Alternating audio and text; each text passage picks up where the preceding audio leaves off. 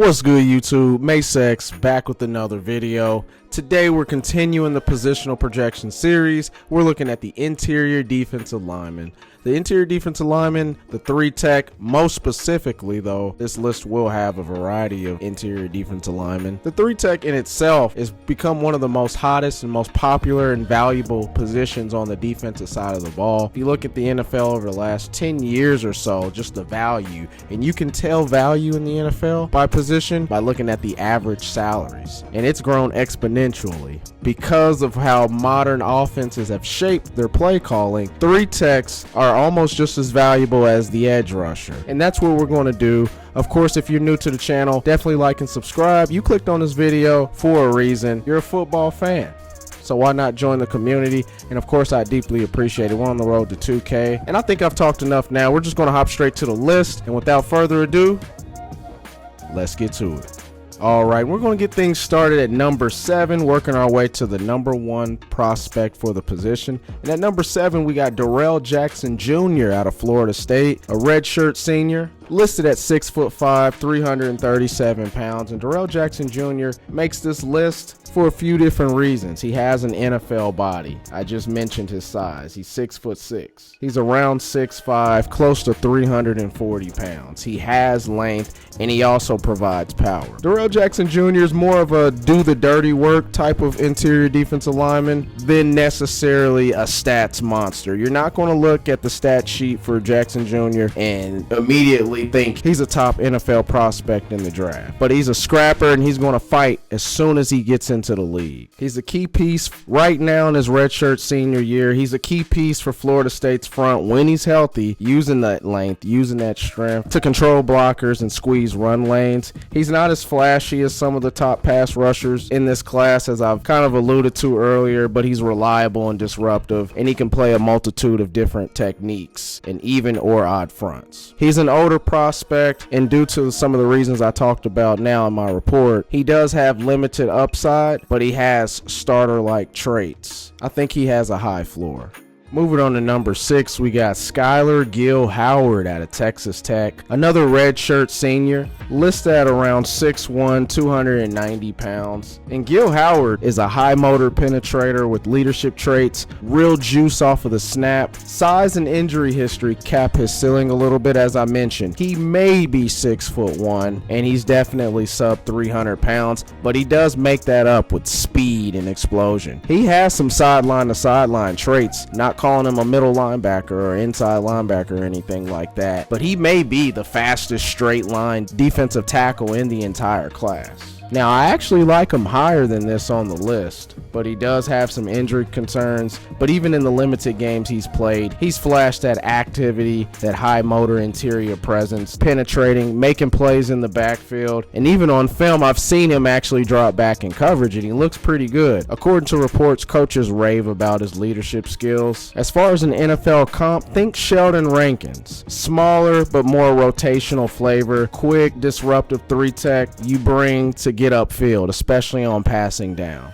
All right, at number 5, in the top 5, we got the Godfather himself, Dante Corleone out of Cincinnati. A senior listed at 6'1", between 320, 325 pounds is what he's listed at on most sites. And as I said, Godfather is his nickname. He's a gap-eating nose with surprising quickness for his size. Across his career, he's piled up a lot of tackles for loss, really good production, mainly from the nose spot. And within his school itself, he's one of the more accomplished players in the school history. He actually could have declared last year, or at least there were rumors that he would come out last year. At this point, I don't really know if it was the best decision for him, but he's still in my top 5 for the entire class that I've evaluated. Very powerful lower half. He's really hard to move off of his spot. He's quick enough laterally to work down the line and chase stretch zone plays. Really good heavy hands, good for leverage in tight spaces, or I should say overall length. Limits his pass rushing ceiling. He's more of a pocket collapser than he is an actual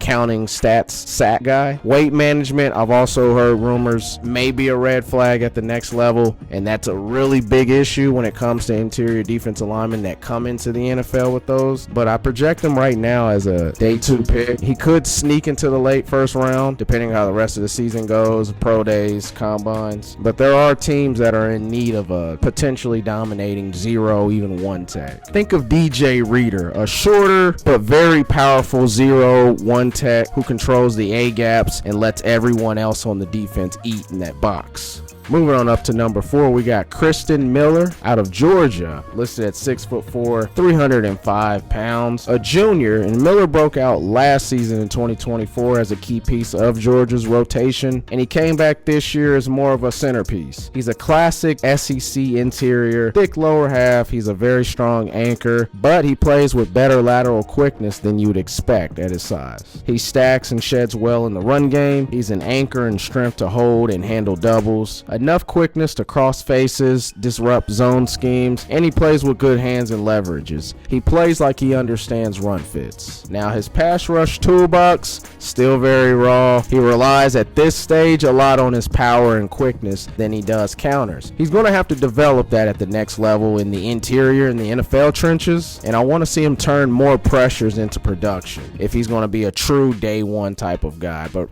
I still, because of his ceiling, very high ceiling actually, I think he's still going to slip into the end of day 1 eventually. But for right now, I think he's in the early day 2 range. But his NFL comp for me is Dalvin Tomlinson, a strong, technically sound, quietly disruptive interior defensive lineman with great upside and could potentially be an all-pro one day in his future. Next up, we got Caden McDonald out of Ohio State, true junior, listed at 6'3", 326 pounds. Caden McDonald, to me, is the best pure run-stuffing anchor profile in this entire class, with enough juice to not just be a 2-down plug, but to be a 3-down interior defensive lineman, just like the elite ones in the NFL. 6'3", 325, and he's made a huge jump this year in his stock. He's been one of the most dominant run defenders in the entire country at this point. He's been one of the most dominant run defenders in the country, grading out as an elite run stopper. He's racking up tackles for loss, and even a few sacks in a loaded Ohio State defense. And honestly, he's been living in the backfield. He's a legit nose. He's a 1-tech body with strength who can sit down versus doubles and not give up any ground. Excellent block recognition. His hand usage is technically sound, one of my favorites in the class when it comes to hand usages, and knows how to stay clean in the hole. And he also has enough quickness to flash some 3-tech upside and collapse the pocket. And kind of like the others, pass rush win rate is still more of a push the pocket rather than a clean win. I'm still waiting and looking for that one reliable inside counter that he's going to have to develop, especially with him not just being a 2-down plug. He has 3-tech upside. His NFL comp right now, think of Vita Vea, one of the more elite run stuffers and anchors in the entire NFL. A massive interior presence who eats double teams, still finds the ball, and one of my favorite defensive tackles in the class. All right, we are in the top 2, and at number 2, I got Caleb Banks out of Florida, a redshirt senior, listed at a massive 6'6", 330 pounds. And if we're talking straight tools, he may be the number 1 defensive lineman in the class. With that frame, with that legit pass rushing upside. And I think only his health is the main thing keeping him back from being in the top spot, if we're being completely honest. He came in this season, 2025, with huge hype. He broke out last year where he was one of the more disruptive defensive linemen in the entire class. But this year's been more complicated. Foot issues. He's missed a lot of time. He has a lot of durability questions.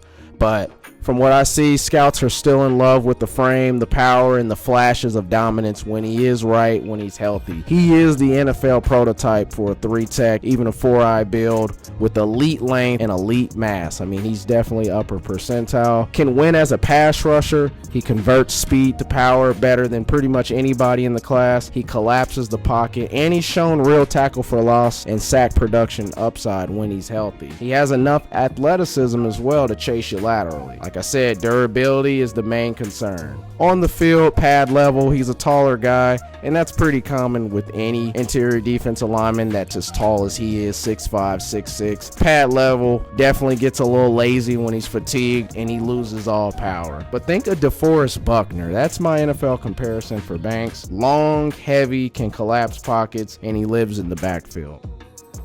still holding it down at this point as the #1 interior defensive lineman. That's Peter Woods out of Clemson, a true junior, listed at 6'3", 310 pounds.